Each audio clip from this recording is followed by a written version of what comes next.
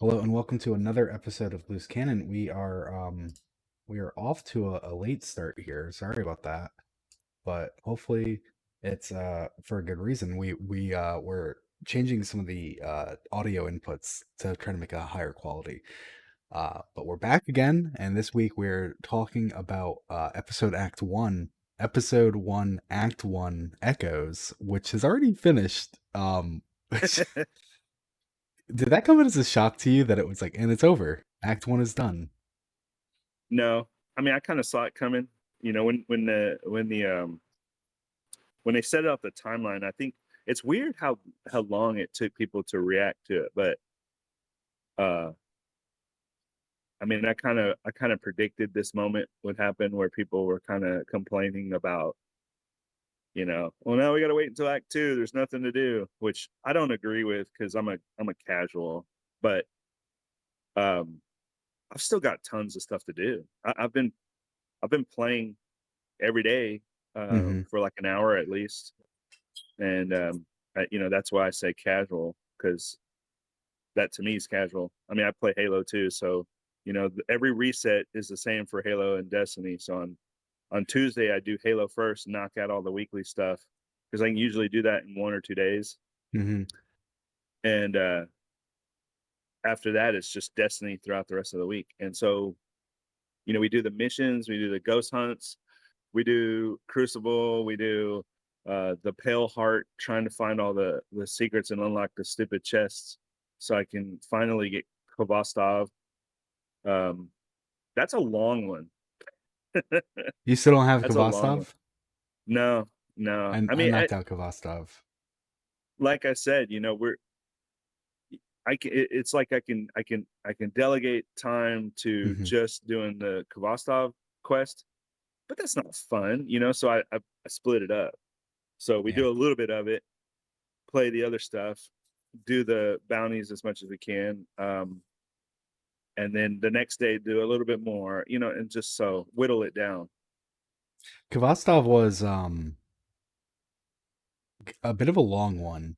And it's not that Yeah, it was a hard one, but it was a confusing no, one. I remember when I was right, doing it, because that's the one where uh you need to run the cyst missions, and inside the cyst missions, the from Micah, you need to find the encryption bits, and I did not know right. that, so I had to go back and do all the ones I Go already back and did. find them again. Yeah, Yeah, yeah. and find them again. And I'm pretty sure that also is the one where you need to get right, you need to get the motes as well, Get the moats. Yep. which also come from the cyst missions. Am I wrong Yeah, about that? yeah. Okay. And then some will drop in the Pale Heart just from doing stuff, Yeah. or like the traveler, the mini travelers that are Hmm. spread throughout the Pale Yeah, Heart. you got to go find all of those. And then Yeah, it's like you have to do all nine overthrow bosses, which I don't know if it literally works out this way, but in my experience of doing them, I only had to do nine overthrows to get all nine overthrow bosses. It just went one, same, two, three, one, two, three, same. one, two, three. What's interesting is if you knew all this ahead of time, you could literally just go to Which I did. Micah and then yeah, and then just do everything she gives you in Yeah. order, and while you're in those rooms, find the assists and stuff. Hmm. It's funny 'cause I was like, somebody was talking to me. I was like, "Yeah, I got to go restart the assist." So they ran over to Hmm. the area and then like activated the bird. I'm like, "What Hmm. are you doing?" They're like, "Well, I got to go into the sys and do the sys mission and get the thing." I'm like, "Okay, but did you get the quest from Micah?" And they're like, "No." I'm like, "Two for one. Go grab that, Yeah. then come into it." Oh, okay. Yeah, yeah. Yeah, because that was the other Anyway, part. I did it so long ago now that I barely remember. You had to get certain things while doing, at least in my experience, because of how I handled it. It was like you had to kill special enemies in certain yep. areas so you can get the memory Yeah, refractions of light. And it was yeah. like, okay, I'm at 4 of 5 light, and so the fifth one, or if it was 5 of 6, so the next one I get should give me the memory refractions of whichever zone the last one I needed, and it just wasn't dropping for me. And I'm like, what is this? Like, why is it making me replay sis again and again and again and again? And it's not like they're long, it's not like Yeah, they're yeah, hard, but when you're doing it yeah, 4 times for one yeah, objective, it's yeah. tedious.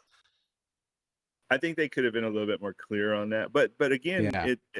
it was a point like they were trying to make it a mystery in the game. You know, people are insatiable at this content, so they run in and they figure everything out as fast as possible, and then everybody just copies what that person figured out, and Hmm. so it's meant to kind of like curb a lot of that and pace it out so that it took a while to figure out a lot of these secrets. Like all the little weird mysteries. Like there's ghosts, Hmm. that Yeah. are So just I've in. you Yeah. mentioned the ghosts. If I can interrupt, you mentioned the ghosts in our Twitter DMs, and I found a ghost while doing a Memory of Darkness or Memory of Yep. Light, whatever the one Yep. is where you shoot the 2 cubes. I found a ghost while Yeah. trying to Yeah. find one of the other cubes, and I collected it, and then nothing happened. And then when I had to leave, I couldn't find the cube. I had to leave. I went back to it to do it like the next day or a few hours later, and I found the same ghost again. And I was like, did it? What are the ghosts? What do they do? Do they do anything? So the ghosts are just a part of like the world experience, so they're everywhere, and they haven't done anything so far. But if you go to the very, where the beginning where you're walking into the Lost Tower, what is that area called? The Arbor of the Light. part where, yeah, the very, very, very first part before the Lost City. Okay. So like if you're in the Lost City and you go into Micah's area and then you Mm-hmm. notice there's that hole in the wall, you go down that hole in the wall, you go all the way to the very beginning where there's like the pergolas and the city area and there's a bunch of enemies. Mm-hmm. There's two ghosts down there. Mm-hmm. That's where I And so found we found, one. yeah, that's what I was gonna say. That's where two of them are. Mm-hmm. But And they if you don't they pull don't out do your anything, ghost, right? Yeah, because right? They that's how haven't I done found anything it. yet. Because Yeah. it's just like the old scannables. You get that Yep. up in the corner, and you pull out your ghost, Yep. and it angles to where you need to go, which is Yeah. an It looks awesome at where it feature. is. Yeah. I love I that. wish they That's would use always that been feature there. more. Yeah, Yeah. I wish they back would. from the days that we had scannables. Remember scannables? Yeah. Yeah, That and was then such there's a that one scannable on the freaking helm that does it.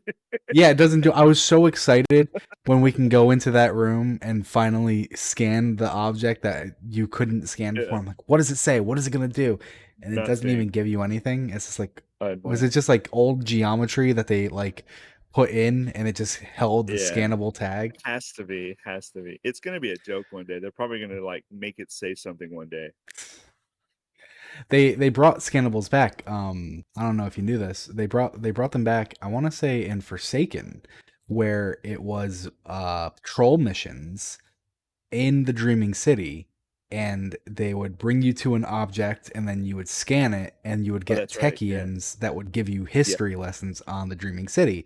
Except the Those were same cool. objects would have different scans, That's and right. I forget it. I forget his name, but I'm pretty sure it was the guy from that runs Braytech. He obsessed over getting all of them. And if Oh, it's not nice. him, I'm sorry. It might have been someone else. It was so long ago, but he obsessed with getting all of them, getting them all written down, getting them all recorded.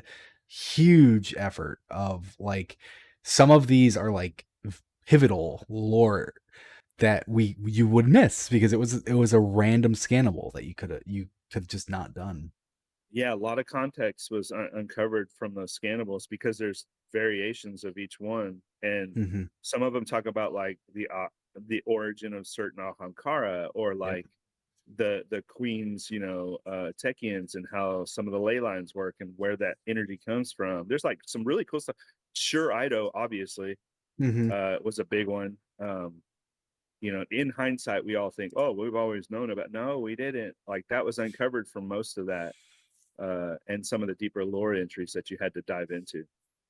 Gotta love the people who are like, "Oh yeah, we've always known that." No, you didn't. No, you didn't. No, no, No, no, you we didn't. fucking didn't, No. buddy. It just We've feels been like you always obsessing knew that. over it. Yeah. No, we didn't. So, so for me, just to wrap that up in a bow, like for me as a casual, I've been I've been Yeah. enjoying the game a lot. I've been Yeah. enjoying this pace. I really like the way that the acts are going. It may not be most people's uh you know preferred method of doing things, but if I had to choose between the two, I'd much rather what we have currently than what we had before, because for me, I've got like a much more steady dole out of hmm content that I can come back to without having hmm it all just ruined within the first 2 weeks. I Uh, will say, um, I'm optimistically hopeful for acts, for episodes yeah, and acts. Anyone who thought that episodes were not just going to be like seasons 2.0, like I don't know what to tell you. I that was pretty obvious. They weren't going to be these huge amazing like stories. They weren't going to be right, micro, or actually maybe you could right, consider them micro Taken Kings, but they're but micro and I you have to understand what micro means. so what I don't understand is why, and I get like, okay, so it's just certain people with a lot of influence will say something and Yeah. it'll become inflammatory, so people will Mhm. run with that, and a lot of people, at no fault of their own, they kind of like run with what the peers say because they feel like that's really representative of everybody's time in the game, because they really like latch onto those things that a lot of influential people online will say. Mhm. And counter to that, I don't have that experience. And what I've noticed is, um, when Bungie had their live stream and they talked about echoes, I went back and listened to the verbiage they use. Mhm. And they said exactly what we're experiencing. If you listen and actually like pay attention Yeah. to what they said and what they didn't say, Uh-huh. and nowhere did they ever say what a lot of people thought this was going to be. Yeah.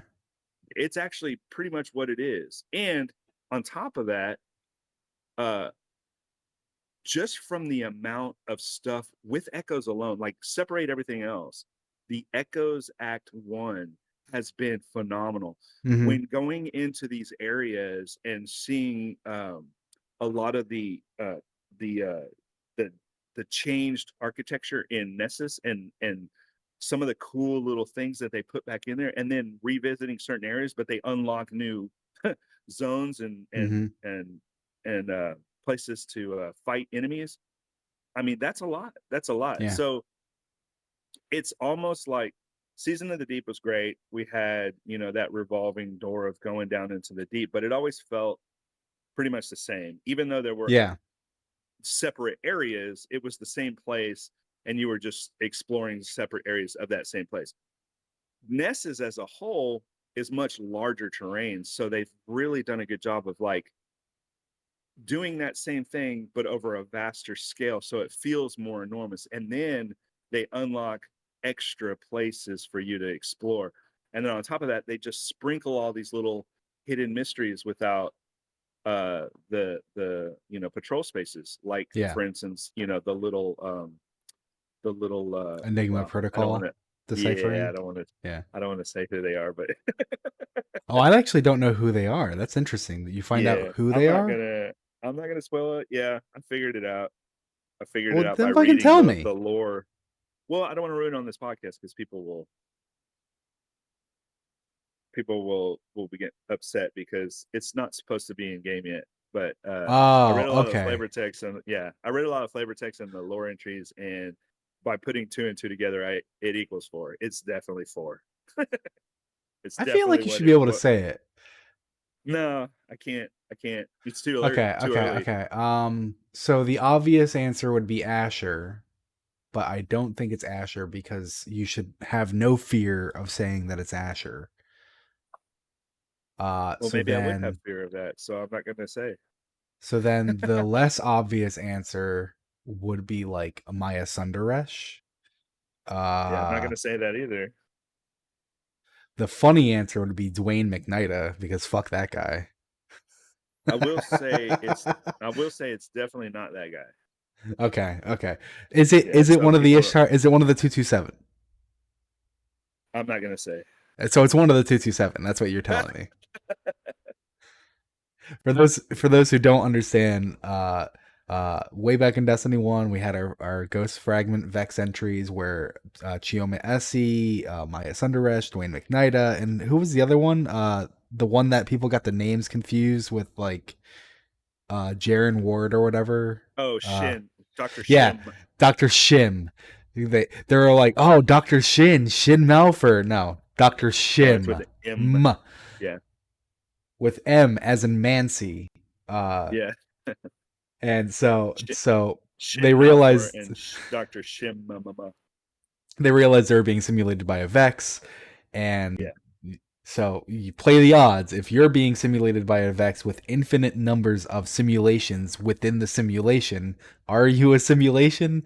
You kind of want to get the Right. hell out of there. Right. And so they So, bring in a Warmind, they get removed from the Vex simulation, uploaded into pre exo bodies where they still had like flesh and gooey eyes and hair, yeah. and they went into the Vex network to explore, and a bunch of them did not survive. We had like years later, we got like stories about like what they went through and how some of them fell into like these like temporal pockets inside the Vex network, and it's really Yeah. cool. It's really cool lore to dive into.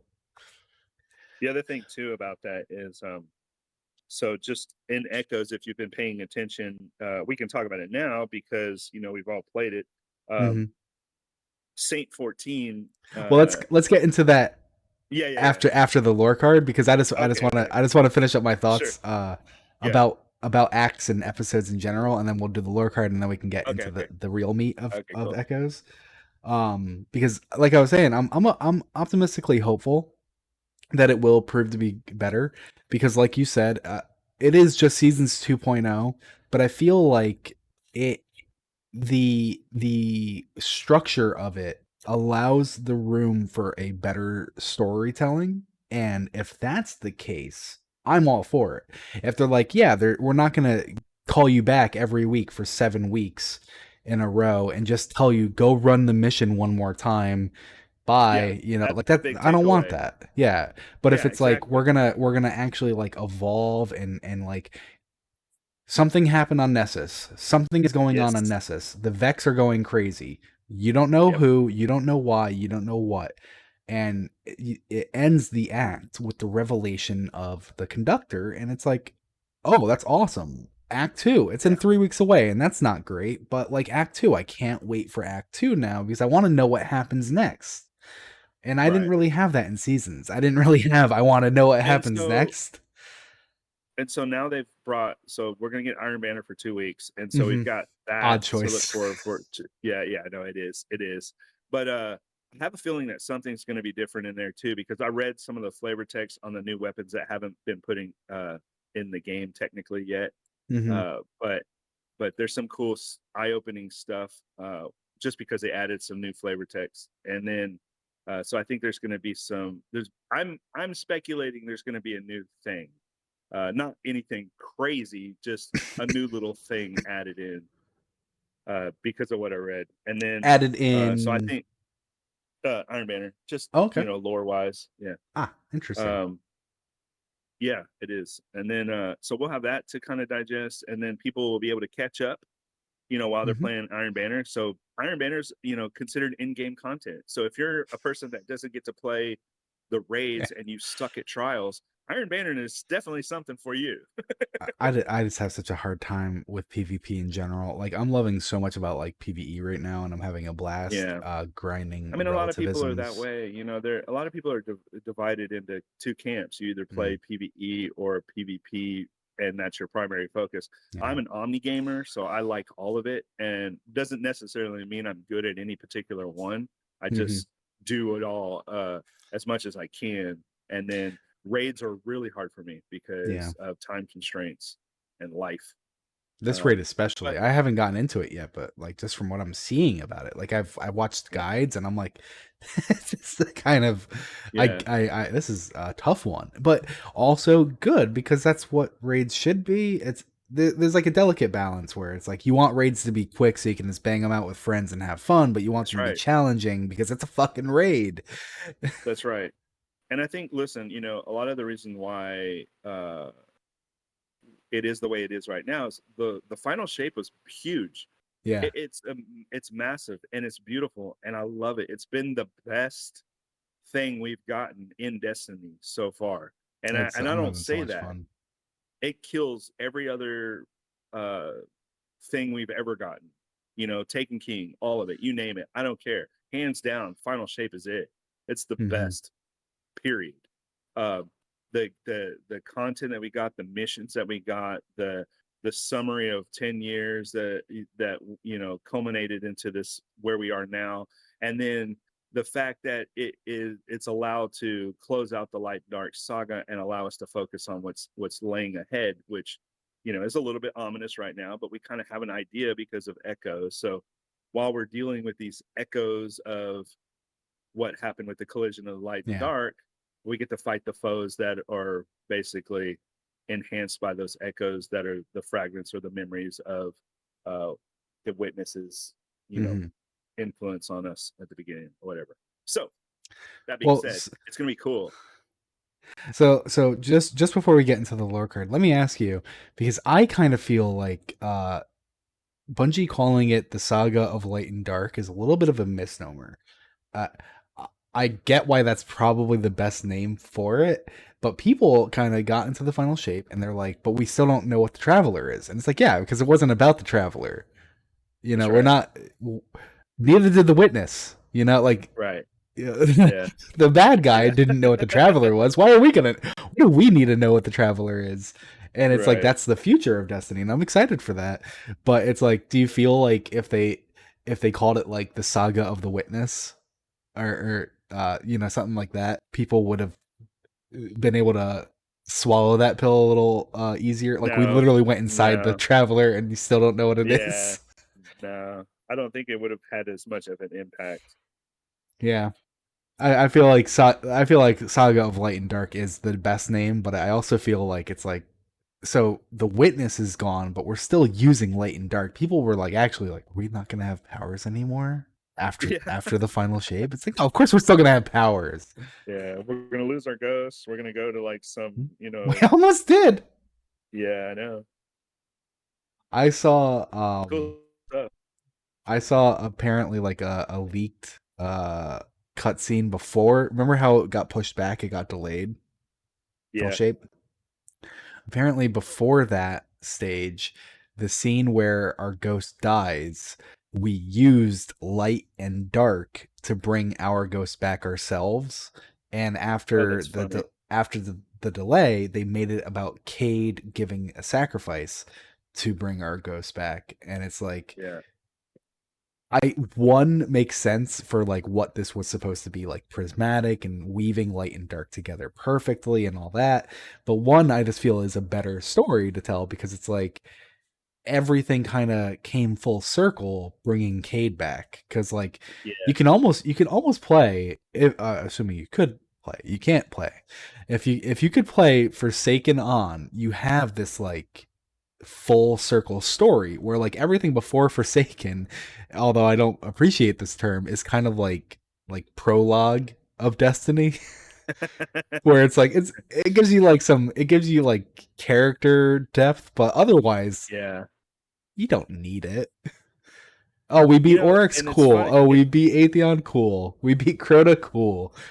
It's so funny. It's so funny in hindsight because um hindsight 2020. Anyway, it's so funny because in Forsaken, when Forsaken happened, we had the least amount of coverage by all the top influential people. You know, all the people that do Twitch streaming and, you know, YouTube videos and all the lore peers and stuff like that. When it came to Forsaken, everybody, for the most part, those people that would have spread that information as wide as possible were kind of in a burnout Mm-hmm. portion of their lives. And most of those people were not dealing with Destiny content at that time because it was such a tumultuous time, right?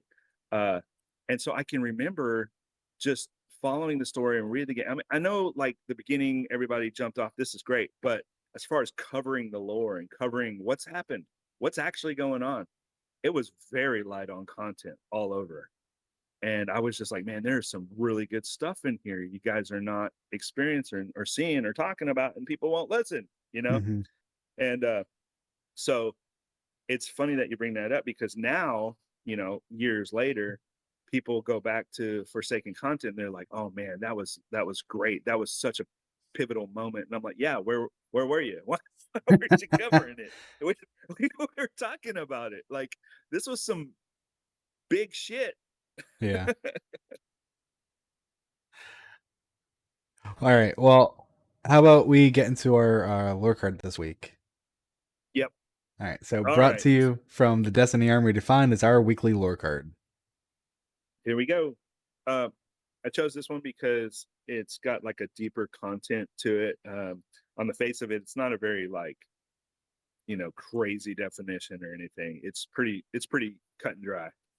But I thought it was important because there was a lot of questions that were coming up, particularly because of this lore entries added flavor text that was added after people beat the raid, which I thought was neat that Bungie did that because it wasn't in game originally, and then they put it in game, Hmm. so people couldn't read it before.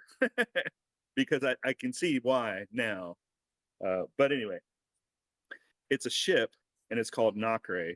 Um, Is that how you the flavor pronounce it? text is yeah, yeah. Huh. I would assume knacker. Uh, Knacker.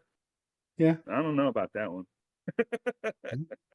I've been right before. uh, it's even the most perfect of pearls has grit at its center. Hmm. So that's the flavor text. That's a clue as to what that Nocre means. Um, if you've ever held a natural pearl, um, on the surface of it you can't tell. It just seems perfectly smooth like glass. But a trick you can do to see if a pearl's real or not is you can take a pearl and rub it against your teeth, and it'll have like a really sandy, gritty texture to it. Why would That's you ever because do that? to test to see if it's real. That's what the, you can That's take a real nasty. pearl and rub it. I mean, you're gonna clean it afterwards. I mean, it was in the ocean. For crying out loud. I don't want the Um, ocean in my mouth. well, I mean, the ocean's gonna clean it. Just put it back in the ocean and clean it, I guess. Uh, so a pearl has a natural grit to it, and that's what that flavor text is. So what is nacre? Well, nacre, its other name is mother of pearl. So the inside of a shellfish, or most predominantly seen is like oysters and clams, because that's where you get your pearls from predominantly. Uh, if you're lucky enough, you could be shucking an oyster and find a pearl. Uh-huh. Um, Inside the shell on the interior coating is this very rainbow prismatic coloration of hard chitin material, and it's called nacre. So that nacre is used for a lot of different jewelry, a lot of different things. And anyway, let's get into it. So nacre, aka mother of pearl, is Hmm. the iridescent material formed inside of mollusk shells. What's particularly interesting about this lore entry that's on this ship that's named Nacre is in the lore entry. Uh, it's a discussion that you're listening to of the Winnower, who's leaving hints that this is actually the Winnower speaking to you, because the Winnower is talking about key parts of the Unveiling book. The Unveiling book, as you know, is pretty big. Um, and so you can hear like some of the previous uh, mentions in this particular lore entry, which refers to the gardener, the flower game, P53, which is one of our favorites, and then the first knife, Yeah. which So the first knife, yeah, just pulling up the lore entry for myself. The very first sentence, I'm like, oh, this is the witness. Because it just yeah, goes, let's chat, shall we? Which is just like, ironically, something that only the witness ever seems to want to do. Like, you'd think that might happen a little bit more, but if anyone's just like, hey, let's have a conversation, it's the witness because they're trying to pull you to their side. but when you read it, you see that he specifically, or it specifically calls out, I am not the witness. So that's what's cool about What? it. It's like, yeah, so it says, so let's get into the lore entry. So it says, let's chat, shall we? One more nice sit down for the books. Did you think that you wouldn't hear from me again after all of this? You've missed me, I hope, and I would certainly have missed you. Have no fear. I'm not so easy to be rid of. Now, let me show you, my beloved. Oh no, not my sedimentary necrolite fossilized in time. You've seen that. I speak of that dear and distant expanse of the universe, miraculous in its fullness and emptiness all at once. And so I'm going to stop right there because that's the clue. And so he says, it says, I don't know what, the Winnower technically would go by, but oh no, not my sedimentary necrolite fossilized in time. He's Uh-huh. talking about the witness right there. And so if you look up what is necrolite, this is interesting too. Necrolite is a play on words. It's necronite, which is considered corpse stone, hardened materials made from calcified death. And then also later on, he mentioned some other key things too. But when you read this whole lore entry, the Winnower, is speaking of all the things that happened in the Unveiling book, which we know is the Winnower talking. And so in that book, there are key moments that he gives you clues to in this lore entry that harken back to that Unveiling. Another one is when I keep saying it uh, talks about telomeres, which are the structures made of DNA sequences and proteins. They cap and protect the end of chromosomes like the end of a shoelace and are required for cell division. Well, in P53, he talks about cancer and he talks about how the cells divide, but every now and then you get, the cancer, which needs to be culled or clipped away. And how is that, you know, it gets into some really metaphysical or heady, topics concerning that. And so that was one thing that was mentioned here. Another thing is uh, where it alludes to the Cambrian explosion, which is also in the Unveiling book. The Cambrian explosion is when the rapid diversification of multicellular organisms happened on Earth around 541 million years ago, which marked a key evolution event in Earth's history. And so in the Unveiling book, the Winnower basically tells you that it was responsible for that happening here on Earth, as well as everything else that happened in the universe by chasing the gardener who went into the flower game, which is what this all is considered to be is the flower game existence, all of this. Um, the hive been around forever, but we're a relatively short-lived species when compared to all the other ones that the gardener and the witness have been messing with. So yeah, that's all I wanted to say about that is it's the Winnower. Yeah. And what a weird place to show up, right? On a ship that you get after the raid was completed in the lore entry. Huh. But there's some cool stuff. So I don't know. You want me to read the rest of the lore entry? Yeah, Because I that's mean, really what I, because that's th- really I what this is about. yeah, I'd Okay. say you should. Okay. Well, just to cap off nacre, nacre was used, it's a calcium carbonate crystal, which is made of organic substances. It exhibits a shimmering appearance. It's prized for its beauty, commonly used in jewelry, decorative arts. So that swirling sand and sediment that happens within a clam and an oyster sometimes creates a pearl. And so that pearl at the center is what we consider to be the valuable part, but the stuff around it is the mother of pearl or the nacre, right? Hmm. Um, and I think that's kind of I think that's kind of telling because if you think about the traveler as being somewhat of a pearl, it's kind of interesting. It's just not really saying that the traveler is a pearl. I'm just saying there is a metaphor there in a way. And so you can, play with that idea in your head as much as you want. But one of the cool things, and I'll reference it at the end. One of the cool things that happens at the end of this lore entry is there's another neat little hint. But so anyway, so the rest of this is, are you surprised to hear of it? Yes, I never much cared for the change of rules, but here we are, and there's no use in crying over spilt radiolaria. Besides, at the heart of it all, there was a gift to me.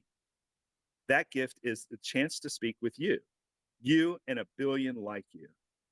I am making this offer over and over again in the tiniest cell and the vastest of civilizations. Let me in.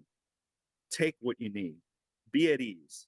You have no say in the degradation of your telomeres, but in all the interim, the whole world is your sweet silicate shellfish. You exist because you have been more suited to it than others. Steal what you require from another rather than spend the hours to build it yourself. Break foolish rules. Why would you love regulation? It serves you to cross lines. And if others needed rules to protect them, then they were not, after all, worthy of that existence. Caricatures of villainy are out of style, I hear. Yes, I'm no cackling mastermind. I'm serious when I say this. I was not the trick of standing upright. It was not the trick of standing upright that lifted you from the dust. It was the mastery of fire, the cooking of cold corpse meat. That is not any unique faction's province, neither good nor evil. It's simply truth. This great beloved cosmos, always decaying, always finding that same old lovely pattern, despite every candle flame burning amid the flowers, a billion electrons taking the path of least resistance. In darkness or in light, someone is always making my choice. Be seeing you.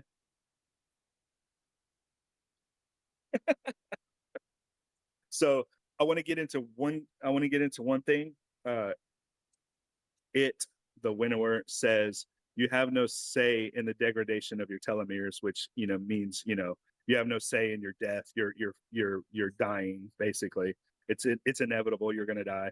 But in all the interim, the world is your sweet silicate shellfish.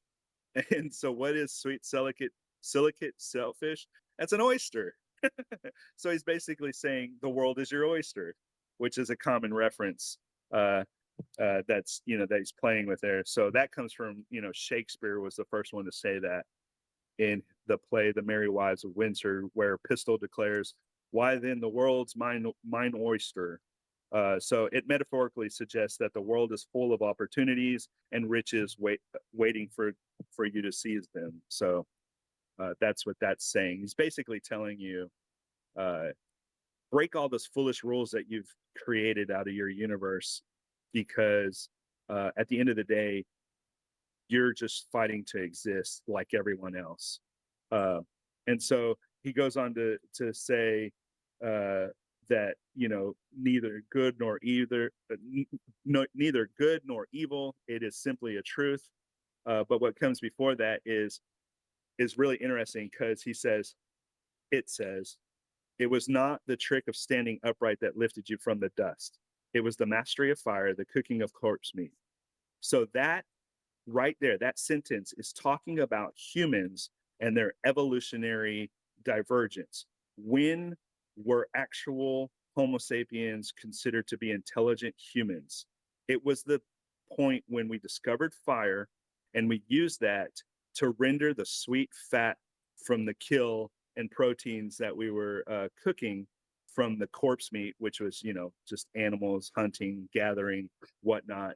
And that fat is how we grew our minds. So scientists realize that the key point when a human became an actual intelligent being was when we were able to digest more fats and render that sugar from fats in animals, so that our brains would get smarter and more intelligent. And I think that's a key. I think that's a really cool thing that the Winnower is telling.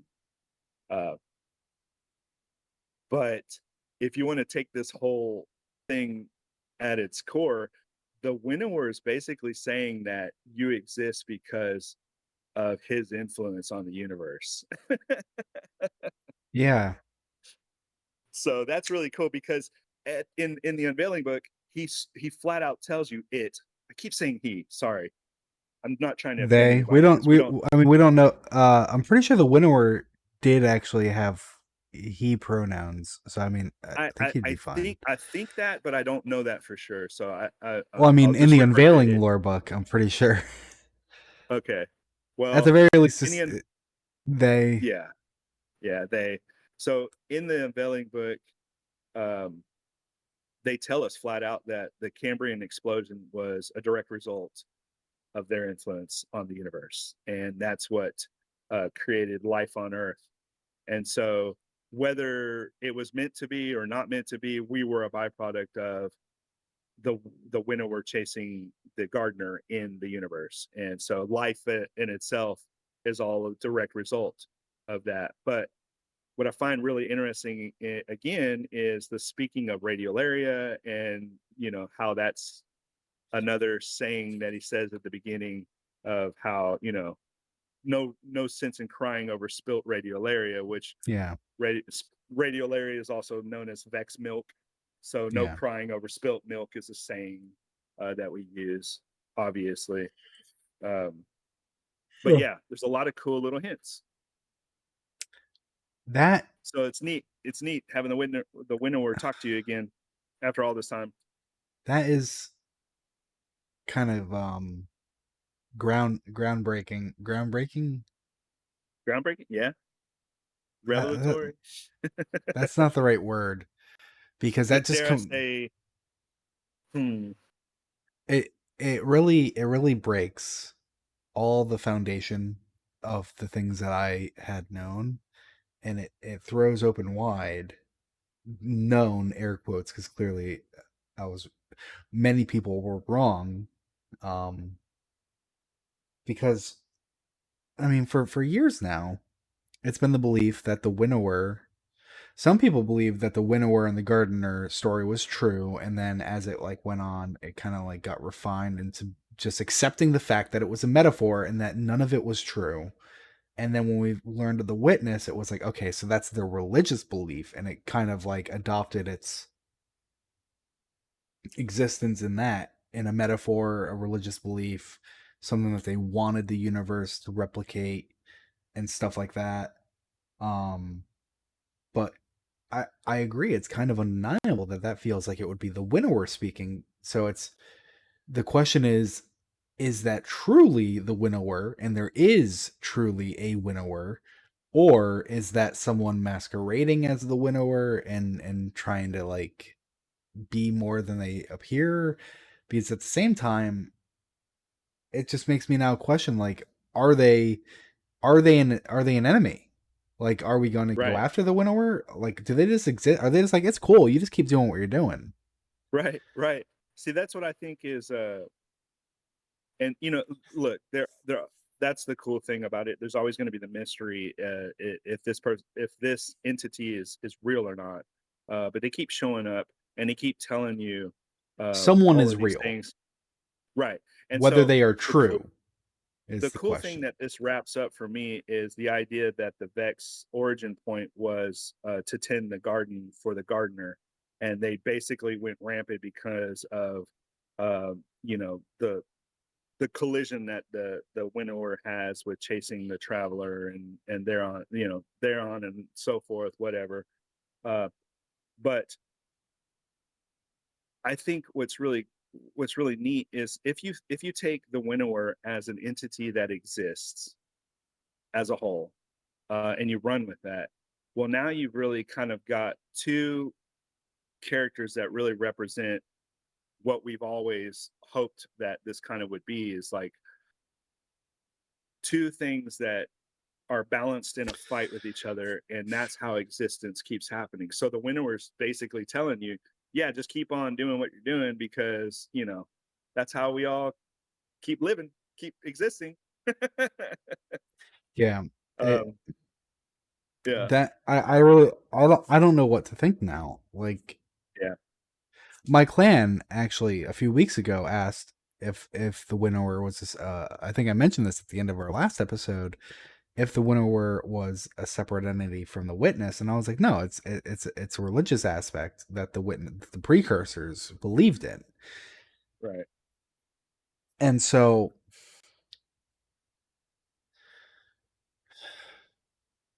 So that's the now thing, now it's So like, is the Traveler the gardener, or is the Traveler the tool of the gardener?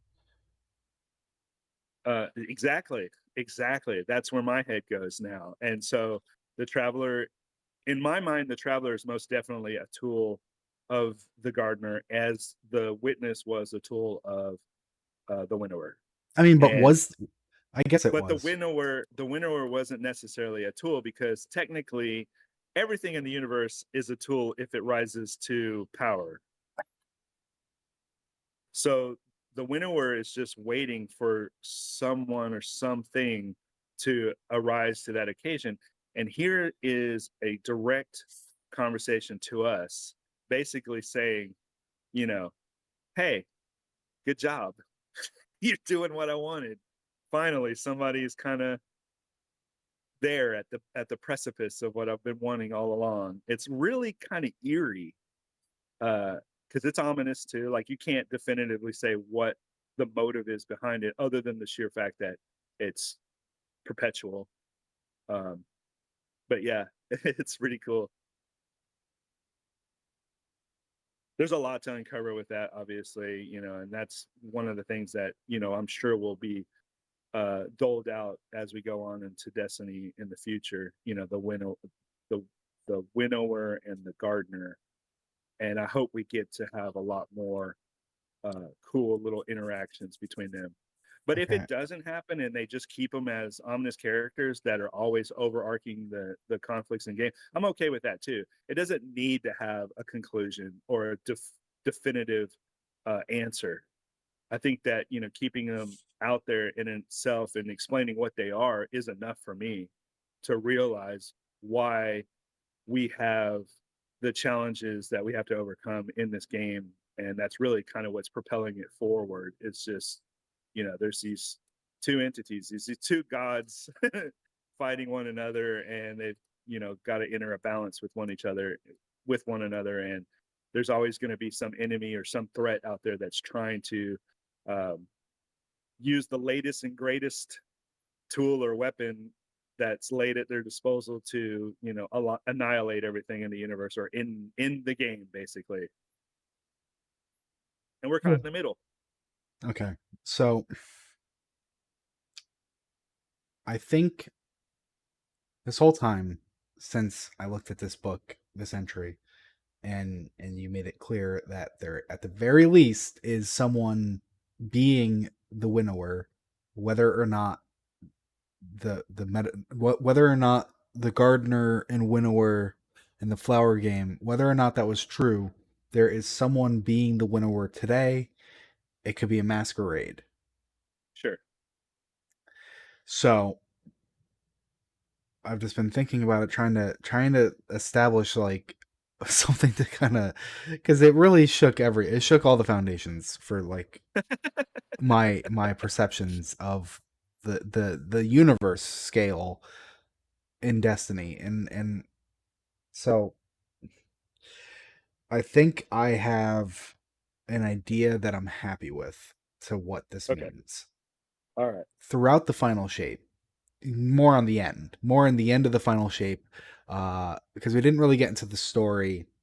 We get that point where we're discussing with the dissenters, and Zavala is like, they tell us that you have to be in darkness, and we'll talk to you, whatever. And so like Zavala goes to confront the witness himself, and Tarj is like very not okay with that, Right. chasing after him, talking to more dissenters.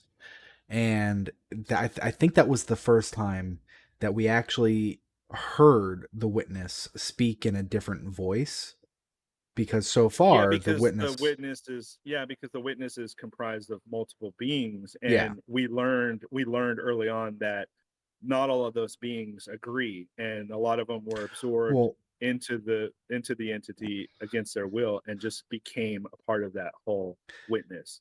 and so Um, I'm not speaking yeah, about a dissenter. I am speaking about a faithful, okay, because it's the scene where Tarj is kind of like mocking the witness and saying how it's scared, yeah, and it's like you're Tarj is like, you're scared, and it's like, we are not scared, like in its normal voice, and then it's like, yeah, you're definitely fucking scared, buddy. And the yeah. witness then reacts in a different voice, so it kind of feels like even not the dissenters, even the faithful of the witness kind of are like vying for control at times. Uh, hey, And that's so, interesting. Like inside, there's like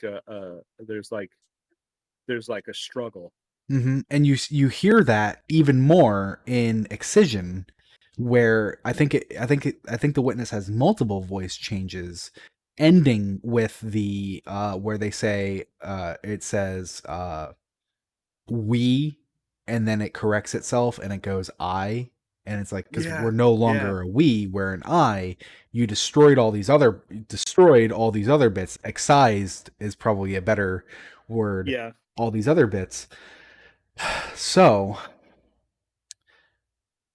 what if the original winnower that we spoke to through unveiling was a piece of the witness, was such a devoted faithful that they believed themselves the winnower? And I mean, well there's well, always the well possibility. and what if one of the echoes, not the maybe actually even the echo that we're talking to now, the conductor, maybe not the, because they call themselves the conductor, and I don't think that they would also call themselves the conductor. Or maybe it's not the winnower. Maybe they understand that they're not the winnower, and that's why they're not saying, hi, I'm the winnower. They're just saying, they're like, hey, remember me. They're not saying, hey, I'm the winnower, remember me. But maybe, so back on track, maybe one of the echoes is actually a piece of the witness, and was the piece of the witness that spoke to us as the winnower and is speaking to us again. And the reason I say maybe it's the conductor is because of that line that you mentioned, crying over spilled radiolaria, as a clever way to say crying over spilt milk, where it's like, yeah, but you don't have to say radiolaria. You could just say milk. But later Sure. on, they say uh, the cold corpse meat. I'm trying to find the actual full Yeah. line. You exist because others seal cross lines, rules, villainy. Uh, it was not a trick of standing upright. It wasn't that we evolved from monkeys or whatever, and oh, we stood upright. We're not, walking on our fists anymore. It was the mastery of fire, the cooking of cold corpse meat. They could have just said the cooking of meat, the cooking of animals. They Sure. made this like weird cold corpse meat line, Yep. and so the fact that, I don't know, it feels. Well, I think the key line, the thing that they're trying to tell you is that um we always have this separation with our food, and we think, oh, we're just eating, right? We're eating a steak, right, on a plate. Well, Mhm, we're separated from the horror of the fact that that steak represents something dead, right? mhm, And so I think that's what they're trying to say in that sentence, because the thing that follows afterwards is that um, this that is not a any unique faction's province, neither good nor evil. It is simply truth. And I think they're mhm, trying to say in that sentence in a longer way, so that so not as to like be so on the nose. But I think what they're trying to say is um, we've done everything we can to separate ourselves from the hard truth that is we are killing mhm. in order to survive every day. Like That's a good we're point. killing things to eat, eating food. And so that's what they're trying to say is like, you know, how can that be good or evil? You're just surviving.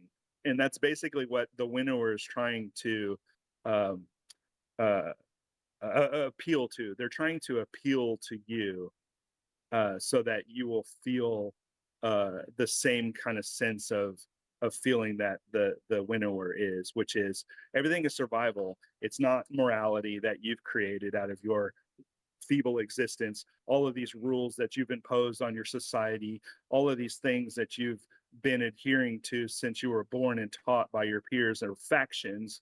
Uh, it's it's that everything is a play to survive, and it always has been in the universe, and whatever survives is ultimately the winner. So you can't exist without killing, you can't exist without consuming, you can't exist without certain things. And the reason why you're smart enough to know this is because you discovered fire, and from that fire you were able to cook your meat and grow your brain in a way that could, rationalize and understand the universe in a more complex way. And so that's what's cool about that sentence, Mm, because it is kind of true. Like, you think about how did, humans exist before they were technically humans, they were much more simpler. mm. uh, anyway anyway, that gets really heady, um, but I guess we need to get back to echoes, But yeah, so because this is I don't know. this is more the final shape. As I say it, I don't think the winnower would be the conductor, but I Right. do think there is the potential that the winnower is one of the faithful of the precursors who could be an echo.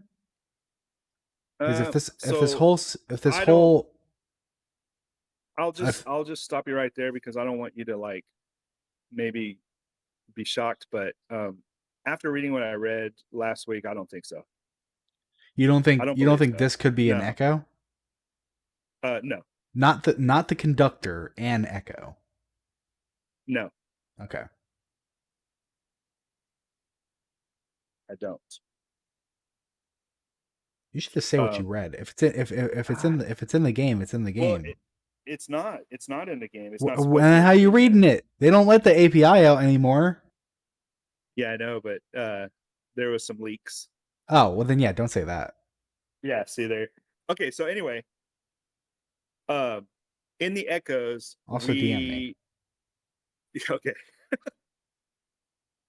In the echoes, we learned that Saint 14 went down to, like, uncover, the So should echo we start at the that beginning yeah, let's do that.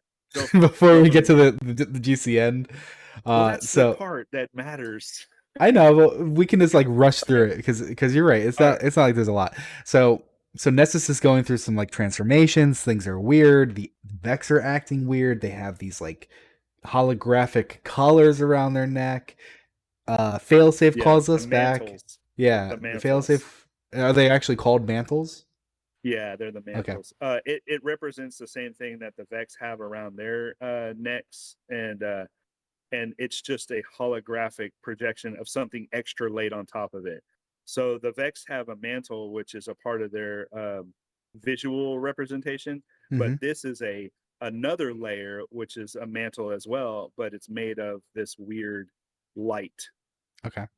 I've never noticed the Anyway, Vex having that in the first place. yeah, Um, but so we fight the Vex. We actually pull Failsafe out of the Exodus Black and up into the helm, which is pretty awesome. Having Failsafe with us, just regular like seasonal content. Go do the activity. Okay, here's some yeah, collect the new wildlife, which was something I was gonna say about the potential of the Winnower influence in the Echo, where if it was making it more of a survival of the fittest, kind of inspiring evolution to make this wildlife, this plant life, more dangerous yeah, potentially. could But be, if that seems not the case, that seems not the case.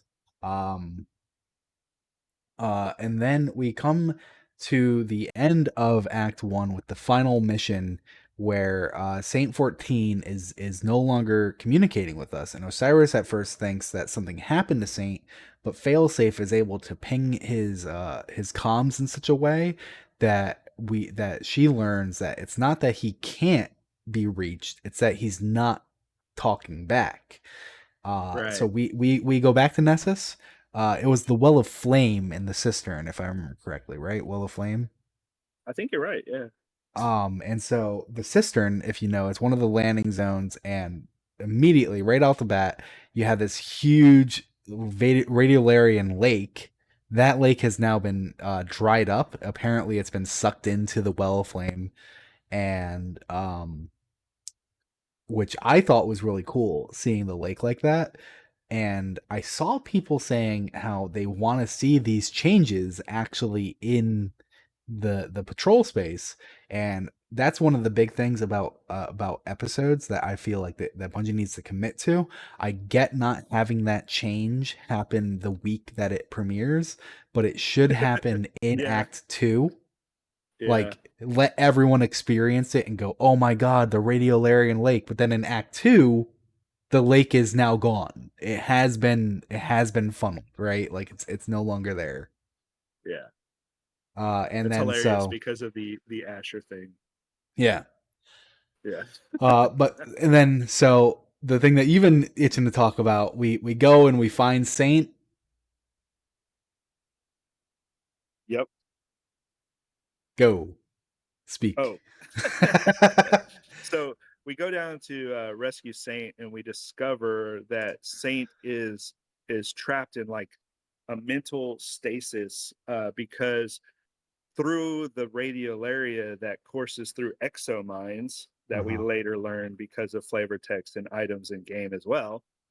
Uh, there is a direct conduit to influencing his brain once he arrives down there, and so the conductor that's down there, that's basically in control of the Vex and the mantles they have around their necks, is also trying to control Saint. And Saint, when you look at him, he's been altered. He has Mhm. the mantle around his neck, which is really scary because Saint 14 is all of a sudden being influenced and under the semi control of the conductor, which is an echo, which is, a fragment of the memories that comprise the collision between the dark and the light. That's what the echoes are. They are, fragments of memories of that were spread out into the universe. And so one lands on Nessus. This one that lands on Nessus ends up using the Vex nearby to grow and create its own entity, which is now the conductor. And that conductor has tried to take Saint. And so Mhm. this is scary because if if you can imagine, like, what would happen if a guardian was suddenly taken over by a Vex, Technically, right? every exo has the ability now to just be taken over, which is really Yeah, fucking weird. it's scary, isn't it? And so that plays in my mind like, holy shit.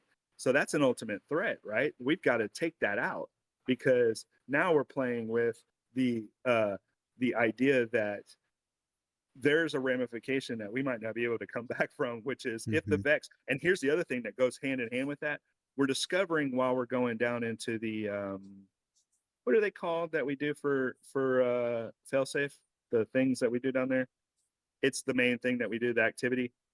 Oh, I don't, Uh I don't, I don't know activity names. I'm sorry, but yeah, no, I'm really bad at it where you're too. But going and anyway, getting the data, or where you're going and getting the samples.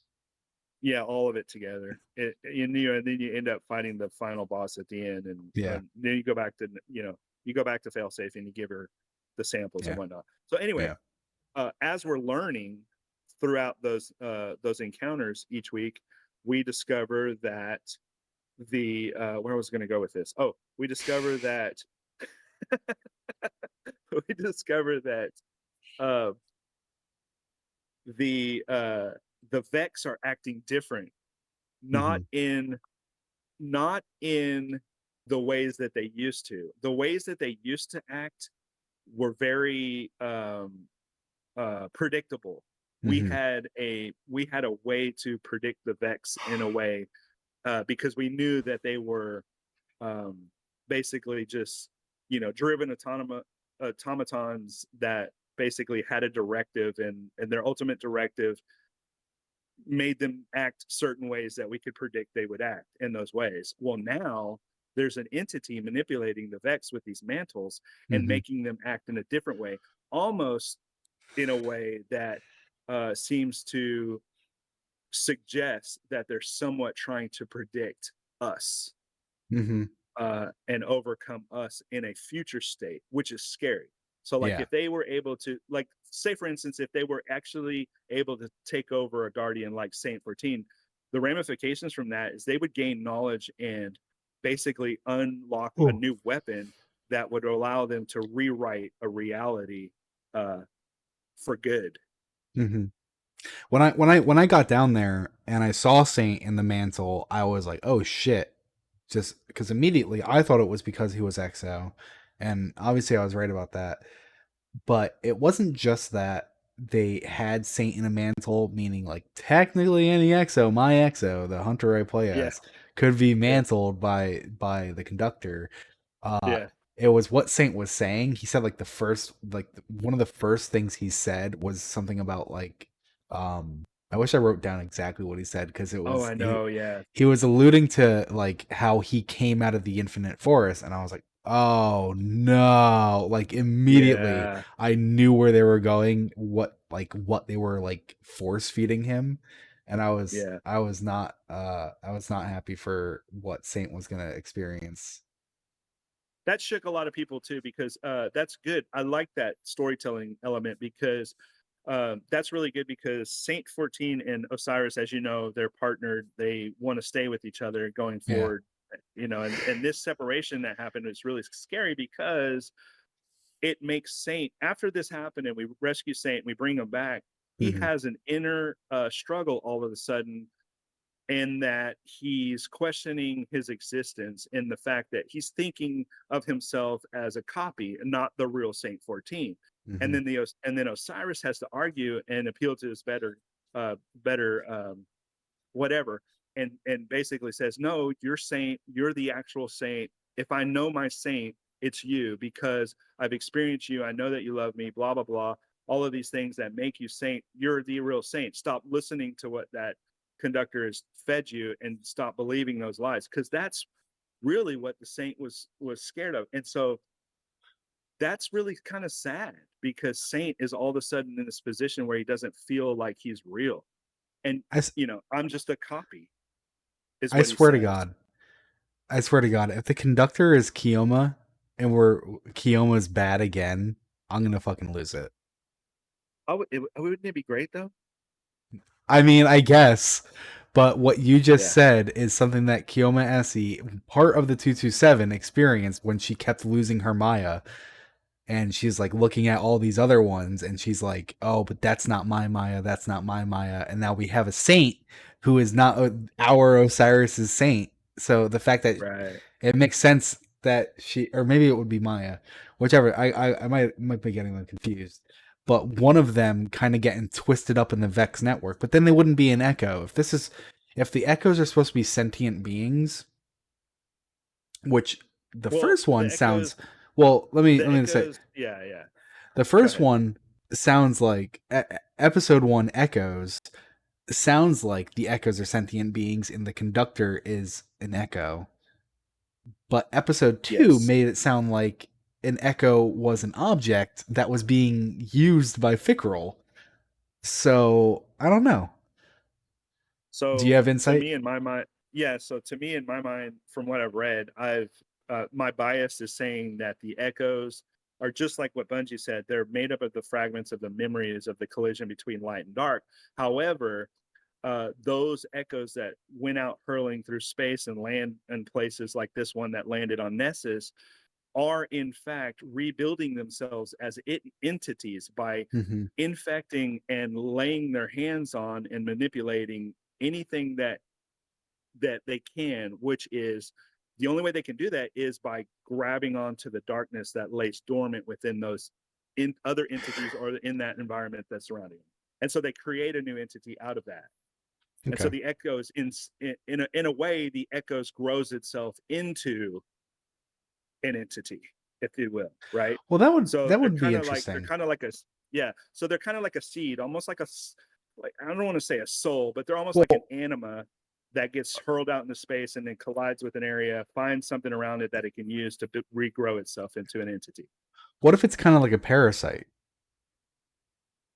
I mean, you can look at it that way too. Like uh, a non uh a mostly non-physical It's like a entity, symbiote. right? It's Yeah, like a like yeah, symbiote. exactly, and that's what I mean by a parasite. Yeah. Yeah, effectively, echoes are symbiotes that were created. Light and dark clash, shot out, Yeah. and this one lands on Nessus, and so that's what makes it interesting because we saw who we can assume to be the conductor. We saw their silhouette, and if that is truly the conductor, the question is, did they take over an exo that was just so happening to being on Nessus and I guess no one cared.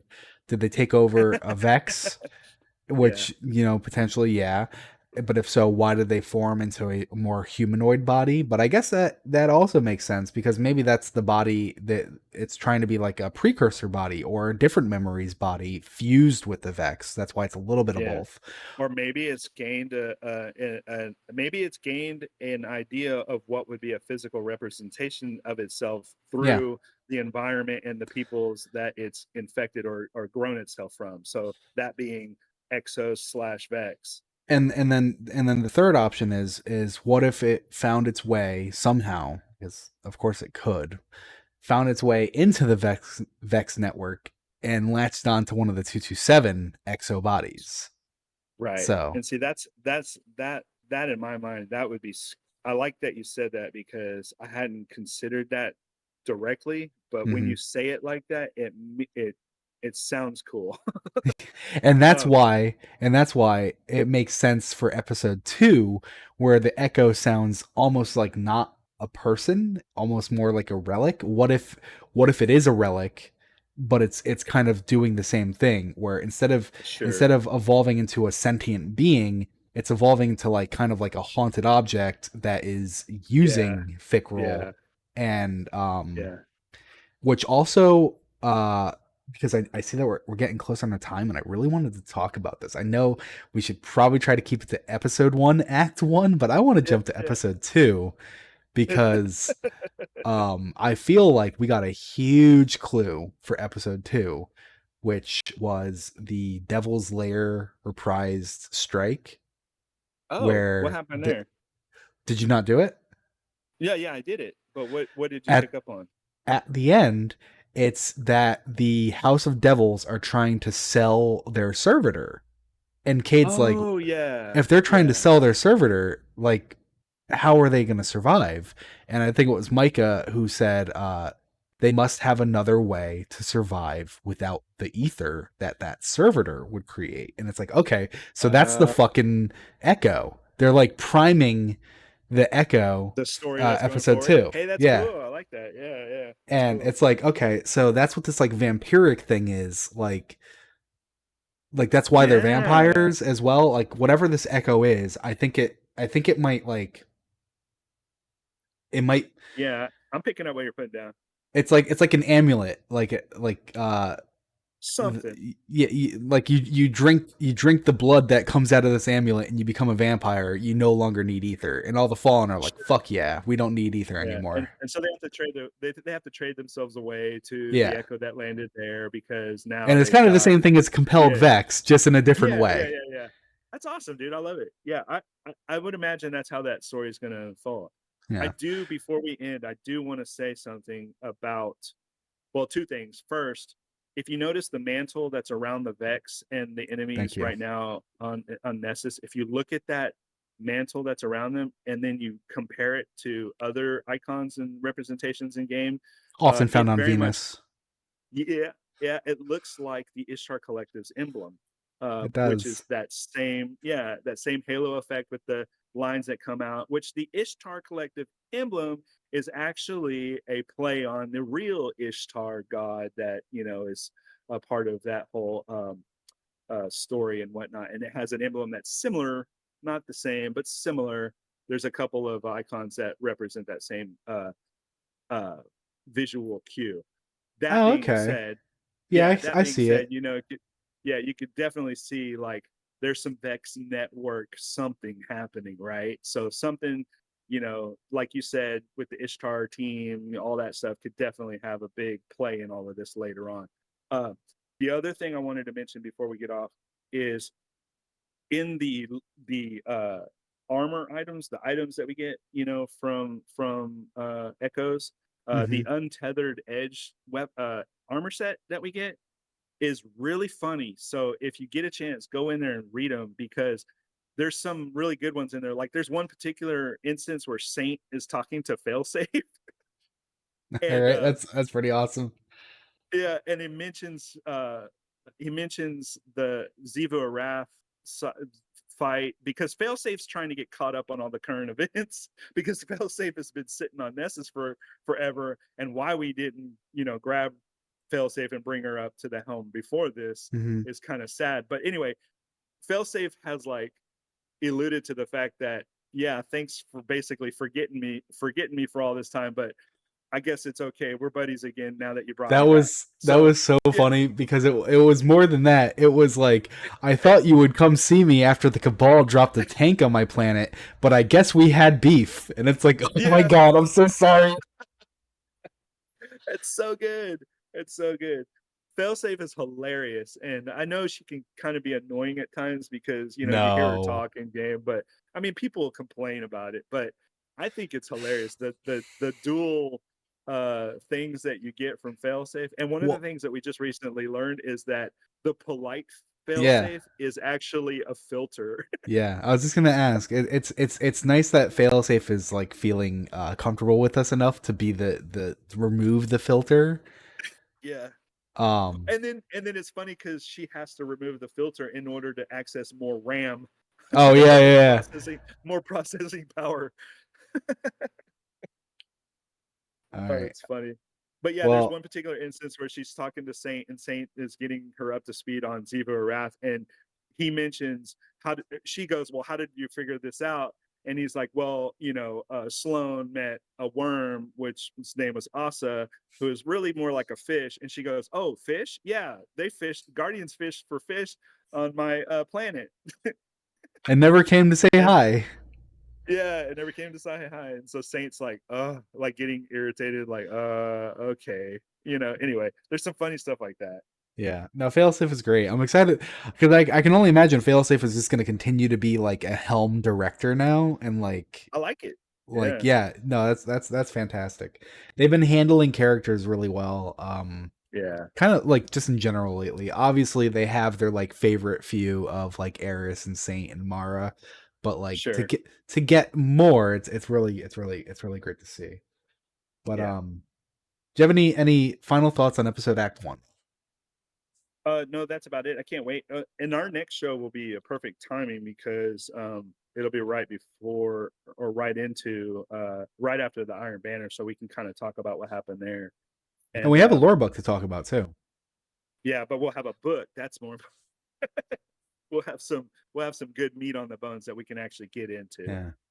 The raid there's a raid lore book that's not fully in the API. I don't know if it's even fully completed yet. But we Okay, have a full book, and then there is another book. Did you read the Act 1 entry? I did. Yeah, Yeah. so there's another book that we get one, it seems, because it's a 3 entry long book, and we got one after completing Act 1. So we'll have one book that talks about the Kugu and in-depth detail, which is like the first time ever to really understand how the Kugu Yeah. work. And so that was pretty exciting. And I can't wait for the second entry. Uh Yeah. that'll be like a good way to cap off the episode, the full episode when Act 3 finishes. But yeah, I'm like I said, I'm optimistically hopeful. I feel like episodes can offer a better story, and if it means just go play something else when Act 2 finishes in 3 weeks, go play something else, or keep playing Yeah. Destiny. There's plenty to grind Yeah. for if you don't have it. And once you do, again, play something else. Fine. Yeah. Just play something else. Like Play Halo. I I'm more in the I think I would be happier if instead of like okay, drip feed 3 weeks, if they were just like, all right, here's Act 1, go play it. And there's like, I did. It was great. And then it's like, all right, here's Act 2, go play it. I did. It was great, you know? And Yeah. then That's and even compress it instead of stretching it across what is it, like 3 months instead of stretching it across 3 to 4 months, just have it like in like 2 months, and then it's like there's a drought between episodes, but I don't care. Like that's fine. We Because you've don't. been playing other things. Yeah. Yeah. I Listen, I will say, I will just summarize what I was saying at the beginning of all of this is, yeah I think we're in a good spot with this. I think we need to give it a little bit of time and come up with our feelings later instead of just yeah. being reactionary anytime That's somebody says something inflammatory. it And I feels just so want to leave. reactionary right now. It is. It really is. And I want to say one thing. We all need to come to the realization and do some self-reflection in the fact that the community that surrounds Destiny the game is very voracious, and we will Hmm. never ever be satisfied 100%. So I'm of the team, always leave them wanting more. And if that means to hold back a little bit or throttle it or give it to us in a more direct way so that the content that we do have, we can Yeah. spend time with it, marinate in it, and try to enjoy it. I'm much more in that camp than somebody just here's everything all at Hmm. once and then I'll see you next year. Yeah. Well, I guess I'm in the different camp then. Like, I am okay with things being spread out a little bit, and like having acts. I like that idea of here's Act One. We introduce a problem and we end it by introducing the villain, and then Act Two, we understand the villain, and then Act Three we defeat the villain. I like the idea of that. I would just Yeah, be a bigger fan if it was more front loaded, and it's like, yeah, you know, between episode 1 and episode 2, if there's a 3 month gap, that's fine. I don't yeah, need content every day, but I'd rather more content up front rather than a bite of content, a bite of content, a bite of content across a week, across a month. I'd rather it yeah, be a meal of content this month and a meal of content the next month, and like that. I'd rather it be yeah, that, yeah. personally. But Okay. that's going to be it for us this week, everybody. We hope you had a good time. We will be back on July 14th. Have a good 4th of July if you are having a party, and safely, I hope, launching some fireworks. I need to go uh, dispose of a rotting jack-o'-melon that I forgot about on my porch for a few weeks.